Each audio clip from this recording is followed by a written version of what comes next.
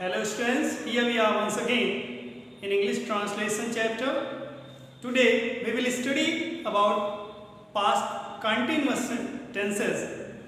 So first of all we have to know about the introduction of past continuous tense. कैसे हम जानेंगे कि हमारा सेंटेंस पास्ट कंटिन्यूअस से रिलेटेड है।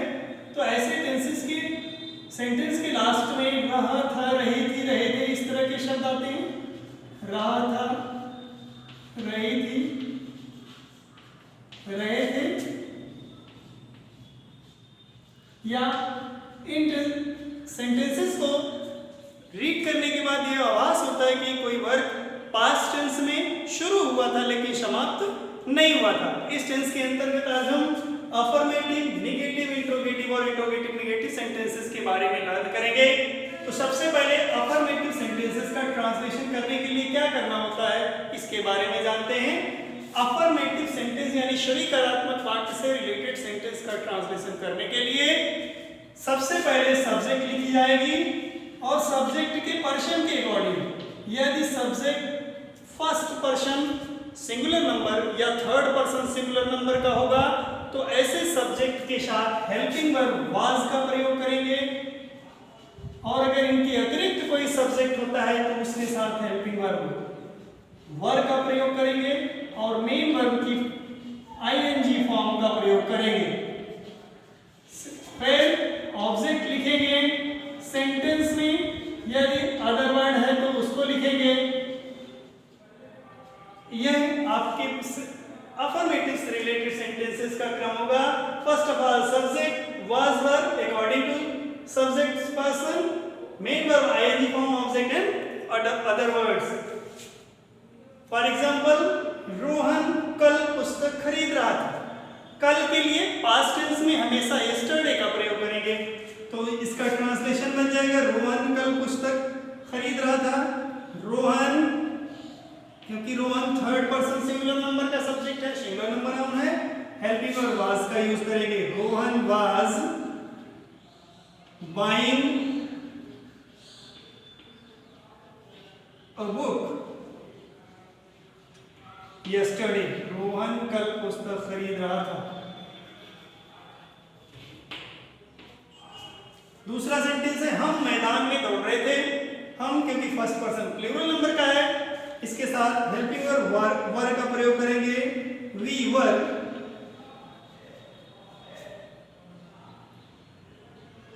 Running in the field. हम मैदान में दौड़ रहे थे। ये आपका अफर्मेटिव सेंटेंस हो गया। नेगेटिव सेंटेंस का ट्रांसलेशन करने के लिए जिस तरह से हम प्रेजेंट कंटीन्यूअस सेंटेंसेस में किया करते थे, हेल्पिंग वर्ब और मेन वर्ब के बीच में नेगेटिव वर्ड का यूज करते थे, same as past tense past continuous में भी करेंगे। हेल्पिंग वर्ब और मेन वर्ब के बीच में नेगेटिव वर्ड का यूज करेंगे, जैसे subject was and were, negative word main verb ING form, other word object then other word.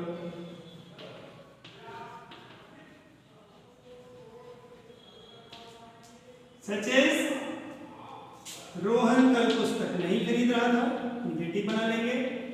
Rohan कल पुस्तक नहीं खरीद रहा था।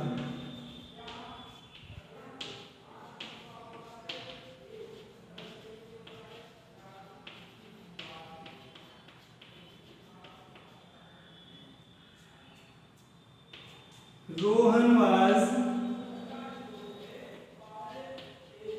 not buying book yesterday.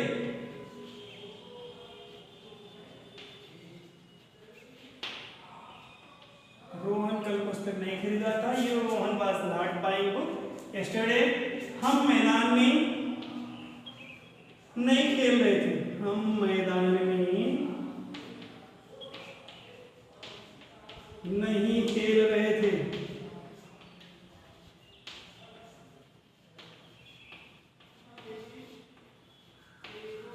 we were not playing, we were not playing in the field. ये आपका negative sentence हो गया। फॉर क्रिएटिंग इंट्रोगेटिव सेंटेंसेस क्या करना होगा? इंट्रोगेटिव सेंटेंस बनाने के लिए हेल्पिंग वर्ब का प्रयोग सब्जेक्ट के पहले कर देंगे। जैसे यस आर नो टाइप्स का सेंटेंस है तो हेल्पिंग वर्ब पहले यूज होगी। डब्ल्यू एस टाइप का वर्ड है तो डब्ल्यू एस वर्ड का यूज सेंटेंस में सबसे पहले करेंगे। तो सबसे पहले हेल्पिंग वर्ब वाज या वर का प्रयोग यस आर नो टाइप में वाज वर, यदि डब्ल्यू एच है तो डब्ल्यू एच का यूज करेंगे। सब्जेक्ट लिखेंगे,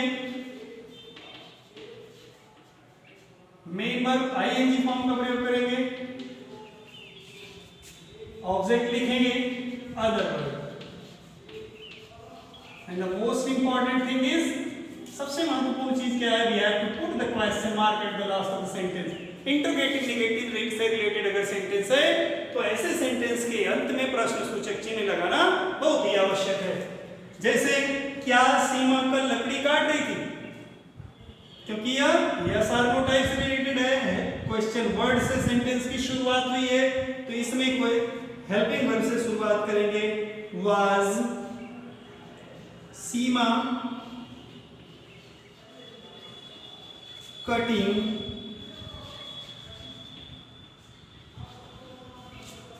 द वुड? कल आया है, मैंने आपको बताया। कल के लिए यस्टरडे का यूज करेंगे, यस्टरडे क्वेश्चन मार्क लगाएंगे। अगला सेंटेंस है हम कल मैदान में क्या कर रहे थे? इस सेंटेंस में क्वेश्चन वर्ड बीच में आया है। ऐसे सेंटेंस हैं जिसमें क्वेश्चन वर्ड बीच में आता है उनको डब्ल्यूएस टाइप सेंटेंसेस बोलते हैं और उनकी इंग्लिश सबसे पहले लिखी जाती है। तो यहां हो जाएगा what were we doing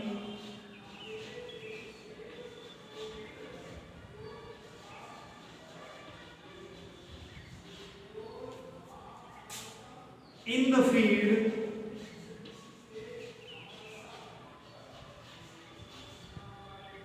yesterday? हम कल मैदान में क्या कर रहे थे? क्वेश्चन मार्क लगाएंगे। What were we doing in the field yesterday? Interrogative negative sentences के लिए सब्जेक्ट और मेन वर्ब के बीच में नेगेटिव वर्ड का यूज किया जाएगा। तो सबसे पहले वाज या वर का प्रयोग, अगर डब्ल्यूएस टाइप नहीं है तो डब्ल्यूएस टाइप है तो वाज वर के भी पहले डब्ल्यूएस यूज करेंगे।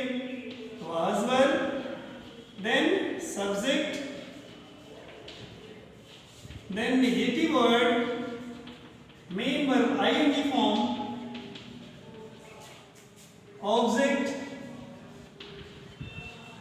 other word and at last the sentence question mark। सबसे अंत में प्रश्नसूचक चिन्ह लगाना आवश्यक है। जैसे इसी सेंटेंस का नेगेटिव बना दें, क्या सीमा फल नहीं तोड़ रही थी? इसी तरह का सेंटेंस बना लें, क्या सीमा फल नहीं तोड़ रही थी?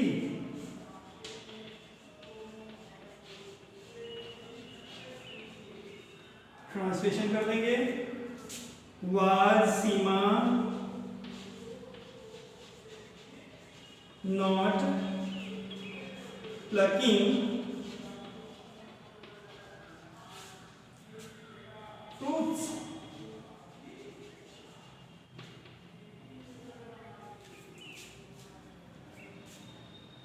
हम मैदान में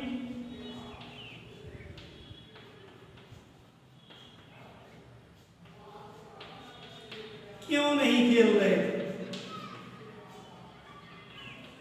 ये डब्ल्यूएच टाइप का है क्योंकि क्वेश्चन वर्ड सेंटेंस के बीच में आया है। हम मैदान में क्यों नहीं खेल रहे थे? Why why were we not playing in the field?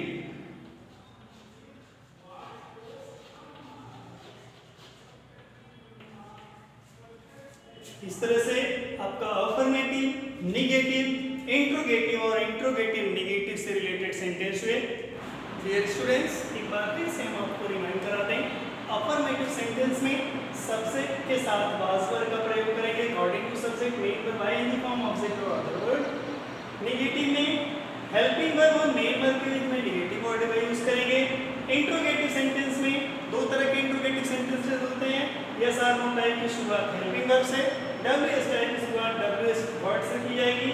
Interrogative negative sentences में ट्रांसलेशन करने के लिए सब्जेक्ट और मेन वर्ब के बीच में नेगेटिव वर्ड का यूज किया जाएगा और सब्जेक्ट के पहले वाज वर्ब या डब्ल्यूएस टाइप से रिलेटेड है तो डब्ल्यूएस टाइप वर्ड्स का यूज किया जाएगा।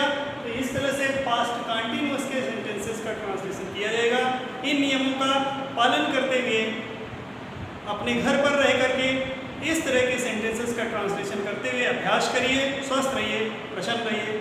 अगले टेंस के बारे में आपको अगले वीडियो में बताया जाएगा। तब तक के लिए धन्यवाद।